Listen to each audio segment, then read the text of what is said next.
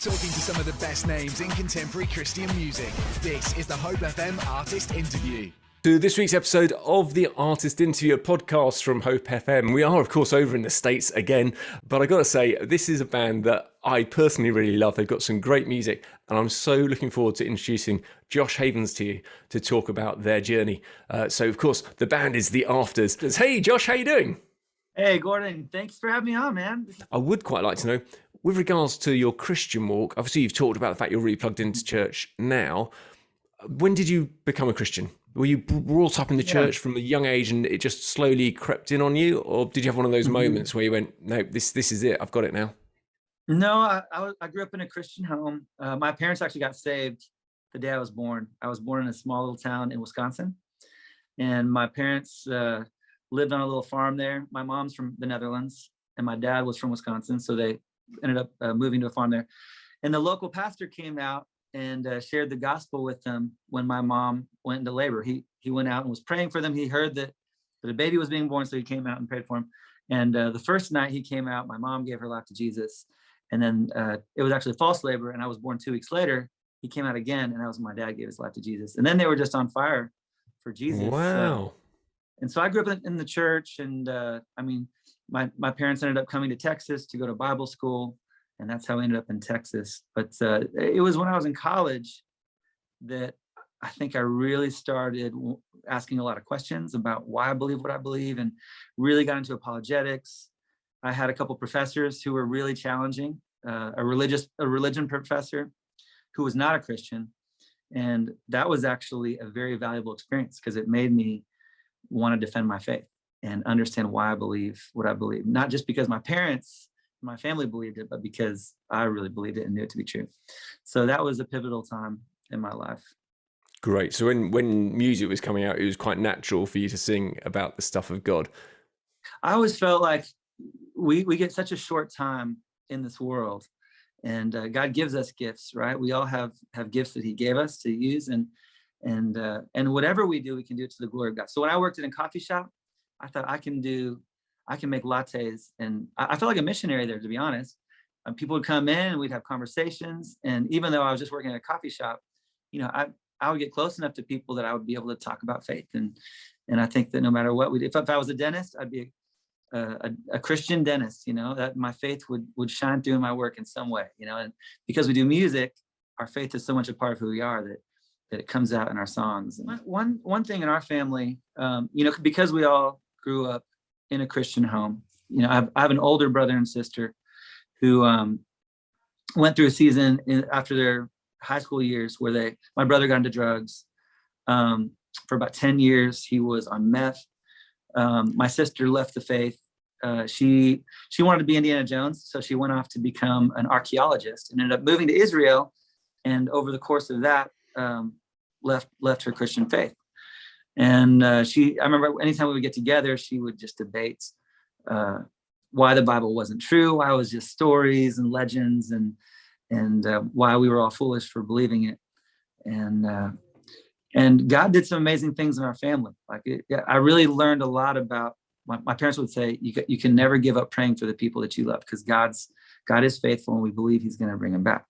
And so my mom, when my brother was going through his drug thing, she made sure that we were all praying for him. And it was really a really hard season, but he ultimately did turn his life around, and he's now clean and overcome his addiction, and he's living for the Lord. My sister, her story is incredible because, she was really lost, and she went through a season where things got really hard for her family, some really difficult personal things. And my dad, he had cancer and was battling cancer. And before he passed away in 2003, he gave her his Bible that had all of his notes and highlighted passages in it, and said, I know this doesn't mean anything to you now, but I pray that someday it does. And she just put it on her bookshelf, and it just sat there for the next 10 years. And when she went through this really difficult season with her family, she started having these dreams.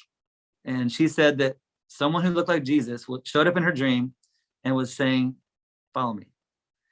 And so these dreams were so vivid that it would wake her up. And there was one night she woke up and she walked into her living room. And for the first time since my dad gave it to her, she went and picked up the Bible and opened it up. And there was a scripture that spoke exactly to what she was going through right then. Wow. And so she said for the next couple of nights, she kept waking up and she kept going back to the Bible. And there was another word for her. And I actually got a phone call from her. It was the middle of the night for where she was in the Netherlands. And she said, Josh, you're going to think I'm crazy, but I think that Jesus is pursuing me. And I want to give my life to Jesus. And I prayed with her right there on the phone. Wow. She gave her life to Jesus. 3 months later, she flew out to Arizona and I got to baptize my sister.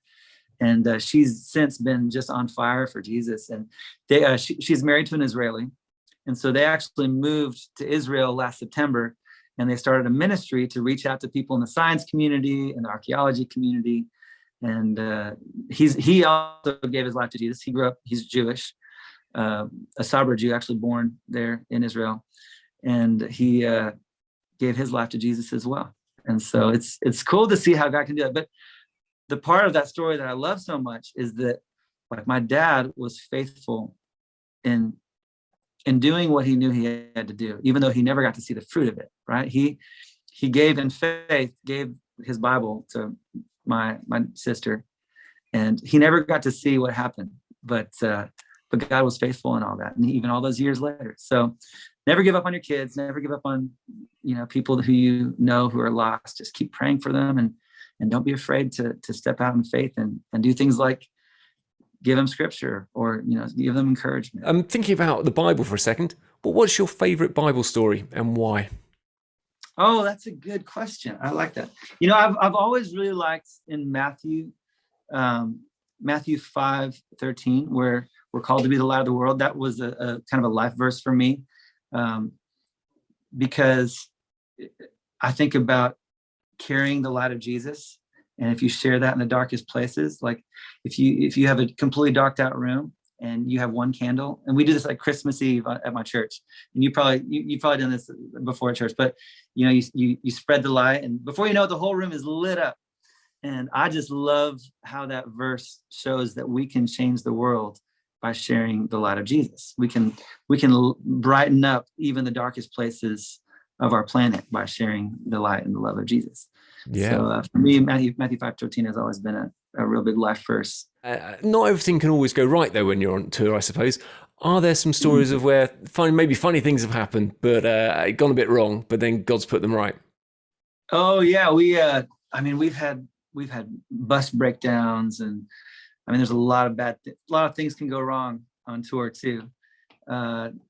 We had one time in the early days when we were in the van and trailer, we were going through a big winter storm, and our whole van and trailer ended up spinning around, and we ended up stranded in the mountains in the middle of the night, and things like that.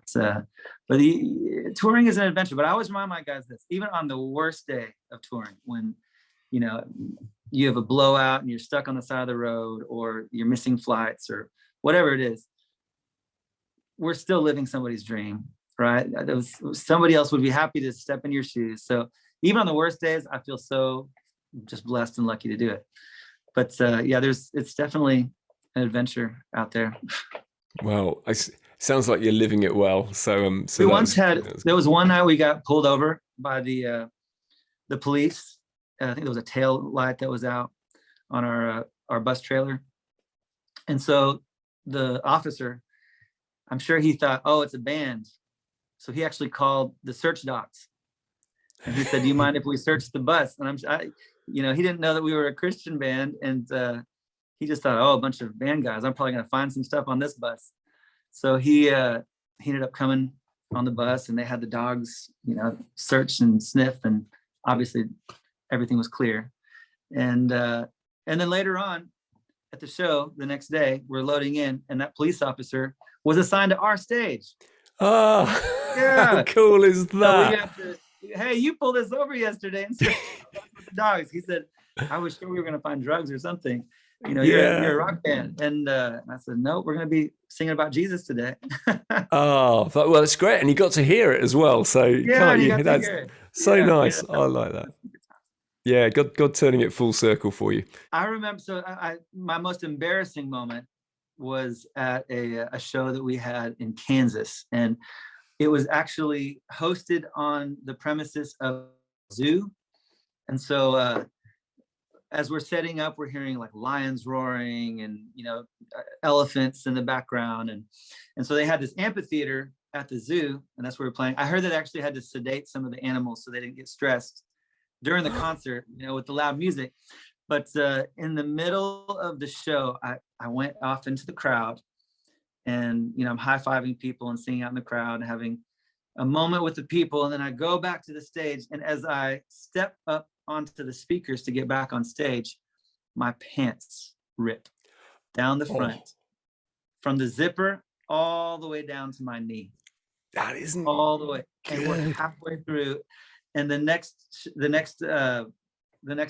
song we're playing, I'm on the piano, which is right at the front of the stage, and I see all these like youth and young people who are at the front of the stage right there. I'm like, what am I gonna do? Oh no. I'm just processing. I can't sit down. I can't do this. Like, I'm gonna scare the kids. And so I turned to our drummer just real quick. I was like, I showed him what happened, and he threw me duct tape, black duct tape, and I taped up my leg and made it through. But it was a moment of panic and horror. I was like, oh no, I'm about to end up on some viral YouTube videos, some TikTok or something. So that is definitely not good. But duct tape, we now know, can repair trousers. Just to translate from the Rip US, your trousers. Trousers, yeah, that is an awesome moment and a great solution. So the show must go on, as they say. The show must go on. So I was thinking, what? Yeah, this is going to be a catastrophe. I'll get canceled. Yeah. The Lord's provision, duct tape. It works for everything. The Lord provided. So, yeah. That's fantastic. Okay, so with regards to influences, who really have you appreciated? Who's inputted into you, or music that you've just gone, this is what I'd like to be like? Well, in our early days, we got signed because of Bart Millard and the Mercy Me guys. They were also from North Texas, where we were, and we played shows when they were just a local band and we were just a local band. We used to play shows back together, but Bart was always a big encourager of us. So when they got signed and I Can Only Imagine came out, he came to us and he said, hey, we would love for you guys to sign to our record label. And so we've been there ever since. But Bart's been just a huge resource of, they were kind of before us, and so he had so much wisdom and kind of poured into us a lot of industry help. And so those guys have always been big influencers in our life, big encouragers. A guy named Jeff Moore. I don't know, Jeff Moore in the Distance. You remember them? No, I don't. Old school Christian music. He had a couple songs that did really well in Christian music, probably back in the 80s. But he was somebody who, again, just poured into our lives. And I think as an artist, it's so valuable to have that. Stephen Curtis Chapman is another guy who's poured a lot into us through the years. I've always looked up to him a lot because he does it really well. He's the real deal. You've been watching The Artist Interview. For the full podcast, click the links below or visit hopefm.com/The Artist Interview.